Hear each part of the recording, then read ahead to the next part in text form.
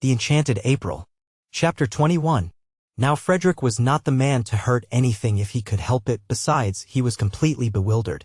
Not only was his wife here, of all places in the world, but she was clinging to him as she had not clung for years and murmuring love and welcoming him. If she welcomed him, she must have been expecting him. Strange as this was, it was the only thing in the situation which was evident, that and the softness of her cheek against his and the long-forgotten sweet smell of her. Frederick was bewildered.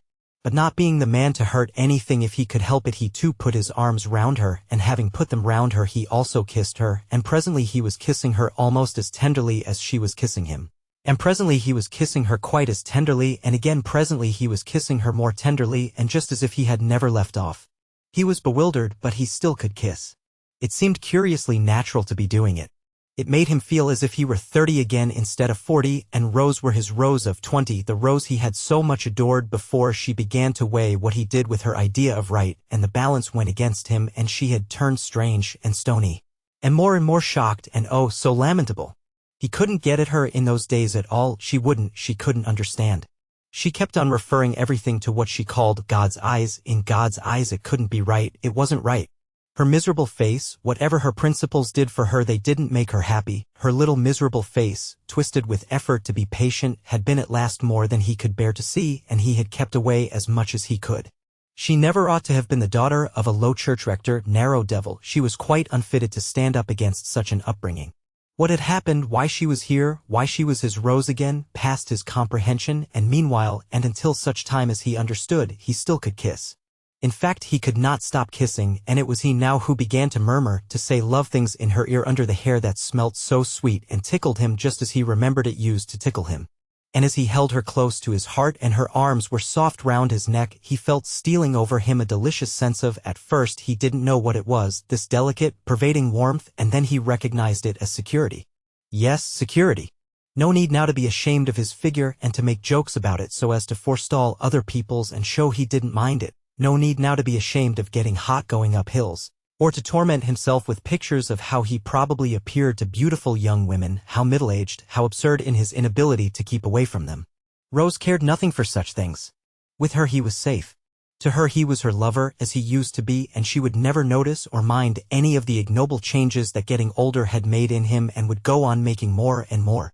Frederick continued, therefore, with greater and greater warmth and growing delight to kiss his wife, and the mere holding of her in his arms caused him to forget everything else.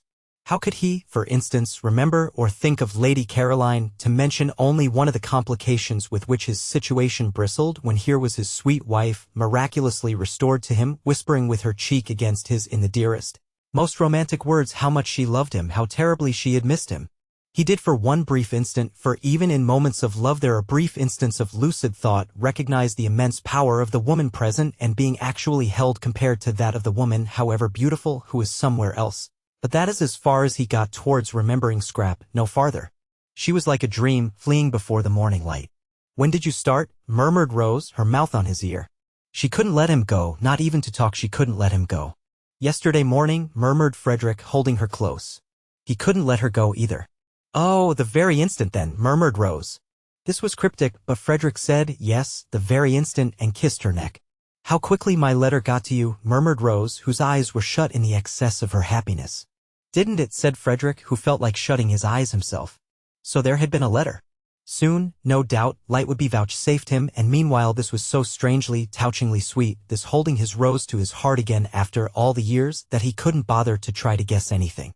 Oh, he had been happy during these years because it was not in him to be unhappy. Besides, how many interests life had had to offer him, how many friends, how much success, how many women only too willing to help him to blot out the thought of the altered, petrified, pitiful little wife at home who wouldn't spend his money, who was appalled by his books, who drifted away and away from him, and always if he tried to have it out with her asked him with patient obstinacy what he thought the things he wrote and lived by looked in the eyes of God. No one, she said once, should ever write a book God wouldn't like to read. That is the test, Frederick. And he had laughed hysterically, burst into a great shriek of laughter, and rushed out of the house, away from her solemn little face, away from her pathetic, solemn little face. But this Rose was his youth again, the best part of his life, the part of it that had had all the visions in it and all the hopes. How they had dreamed together, he and she, before he struck that vein of memoirs, how they had planned and laughed and loved. They had lived for a while in the very heart of poetry.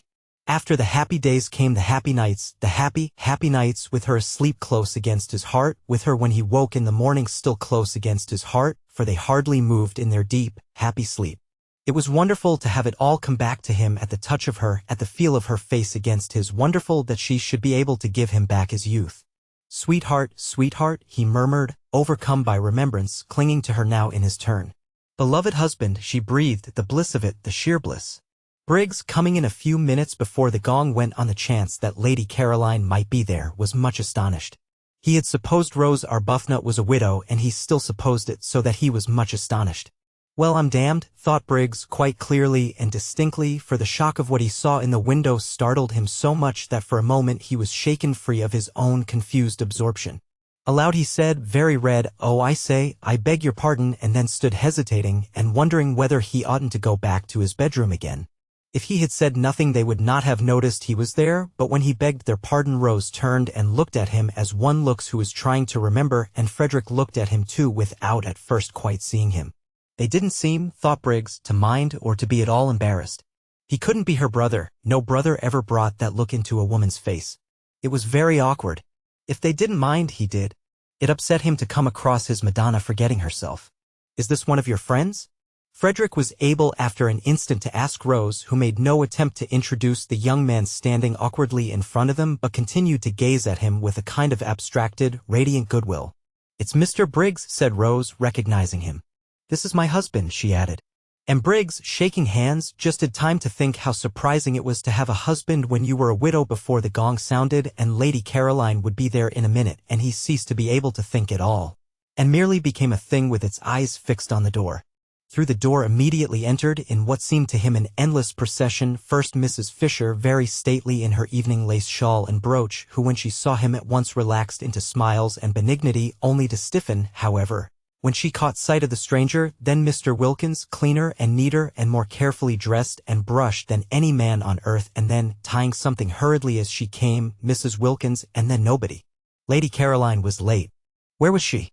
Had she heard the gong? Oughtn't it to be beaten again? Suppose she didn't come to dinner after all. Briggs went cold. "Introduce me," said Frederick on Mrs. Fisher's entrance, touching Rose's elbow. "My husband," said Rose, holding him by the hand, her face exquisite. This, thought Mrs. Fisher, must now be the last of the husbands, unless Lady Caroline produces one from up her sleeve. But she received him graciously, for he certainly looked exactly like a husband, not at all like one of those people who go about abroad pretending they are husbands when they are not, and said she supposed he had come to accompany his wife home at the end of the month, and remarked that now the house would be completely full. "So that," she added, smiling at Briggs, "we shall at last really be getting our money's worth." Briggs grinned automatically because he was just able to realize that somebody was being playful with him, but he had not heard her and he did not look at her. Not only were his eyes fixed on the door, but his whole body was concentrated on it. Introduced in his turn, Mr. Wilkins was most hospitable and called Frederick, "Sir." "Well, sir," said Mr. Wilkins heartily, here we are, and having gripped his hand with an understanding that only wasn't mutual because Arbuthnot did not yet know what he was in for in the way of trouble, he looked at him as a man should, squarely in the eyes, and allowed his look to convey as plainly as a look can that in him would be found staunchness, integrity, reliability, in fact a friend in need.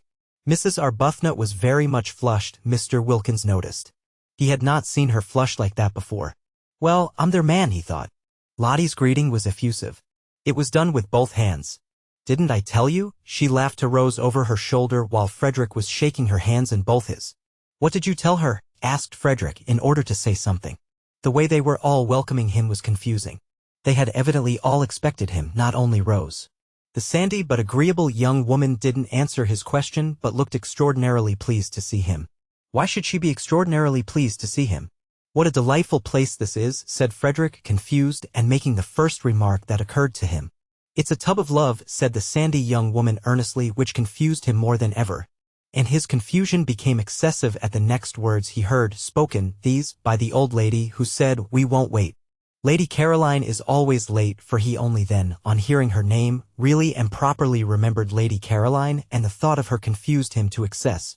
He went into the dining room like a man in a dream. He had come out to this place to see Lady Caroline and had told her so. He had even told her in his fatuousness it was true, but how fatuous that he hadn't been able to help coming. She didn't know he was married. She thought his name was Arundel.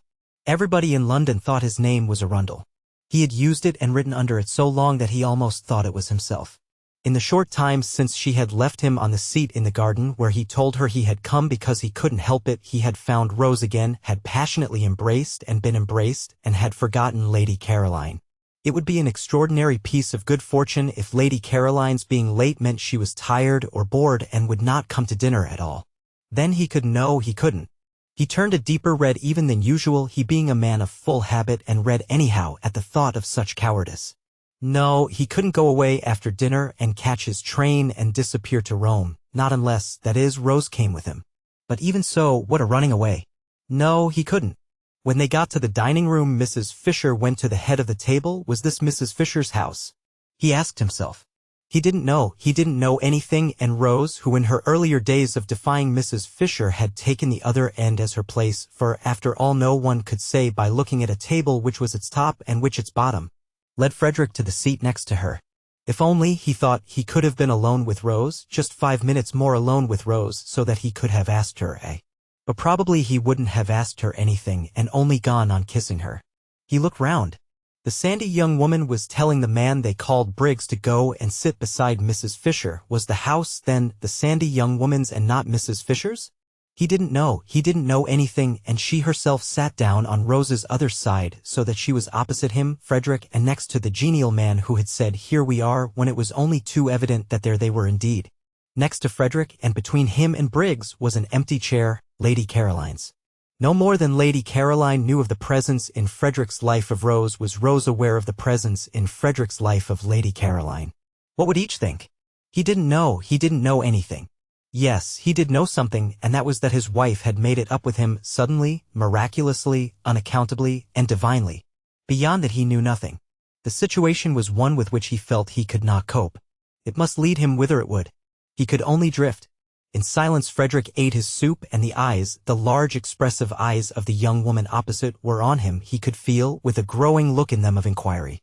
They were, he could see, very intelligent and attractive eyes, and full, apart from the inquiry, of goodwill. Probably she thought he ought to talk, but if she knew everything she wouldn't think so. Briggs didn't talk either. Briggs seemed uneasy. What was the matter with Briggs? And Rose too didn't talk, but then that was natural. She never had been a talker. She had the loveliest expression on her face. How long would it be on it after Lady Caroline's entrance? He didn't know anything. But the genial man on Mrs. Fisher's left was talking enough for everybody. That fellow ought to have been a parson. Pulpits were the place for a voice like his. It would get him a bishopric in 6 months. He was explaining to Briggs, who shuffled about in his seat. Why did Briggs shuffle about in his seat? That he must have come out by the same train as Arbuthnot, and when Briggs, who said nothing, wriggled in apparent dissent, he undertook to prove it to him. And did prove it to him in long, clear sentences. "Who's the man with the voice?" Frederick asked Rose in a whisper, and the young woman opposite, whose ears appeared to have the quickness of hearing of wild creatures, answered, "He's my husband." "Then by all the rules," said Frederick pleasantly, pulling himself together, "you oughtn't to be sitting next to him." "But I want to. I like sitting next to him. I didn't before I came here." Frederick could think of nothing to say to this, so he only smiled generally. "It's this place," she said, nodding at him. "It makes one understand. You've no idea what a lot you'll understand before you've done here." "I'm sure I hope so," said Frederick with real fervor. The soup was taken away and the fish was brought. Briggs, on the other side of the empty chair, seemed more uneasy than ever. What was the matter with Briggs? Didn't he like fish? Frederick wondered what Briggs would do in the way of fidgets if he were in his own situation. Frederick kept on wiping his mustache and was not able to look up from his plate, but that was as much as he showed of what he was feeling. Though he didn't look up, he felt the eyes of the young woman opposite raking him like searchlights, and Rose's eyes were on him too, he knew, but they rested on him unquestioningly, beautifully, like a benediction. How long would they go on doing that once Lady Caroline was there? He didn't know anything. He wiped his mustache for the 20th unnecessary time and could not quite keep his hand steady, and the young woman opposite saw his hand not being quite steady, and her eyes raked him persistently. Why did her eyes rake him persistently? He didn't know anything. Then Briggs leapt to his feet. What was the matter with Briggs? Oh yes, quite, she had come. Frederick wiped his mustache and got up too. He was in for it now. Absurd, fantastic situation. Well, whatever happened, he could only drift, and look like an ass to Lady Caroline, the most absolute as well as deceitful ass, an ass who was also a reptile, for she might well think he had been mocking her out in the garden when he said, no doubt in a shaking voice, fool and ass, that he had come because he couldn't help it, while as for what he would look like to his Rose when Lady Caroline introduced him to her, when Lady Caroline introduced him as her friend whom she had invited into dinner, well, God alone knew that. He therefore, as he got up, wiped his mustache for the last time before the catastrophe. But he was reckoning without Scrap. That accomplished and experienced young woman slipped into the chair Briggs was holding for her, and on Lottie's leaning across eagerly and saying before anyone else could get a word in, just fancy, Caroline, how quickly Rose's husband has got here. Turned to him without so much as the faintest shadow of surprise on her face, and held out her hand and smiled like a young angel, and said, and me late your very first evening. The daughter of the Droitwiches.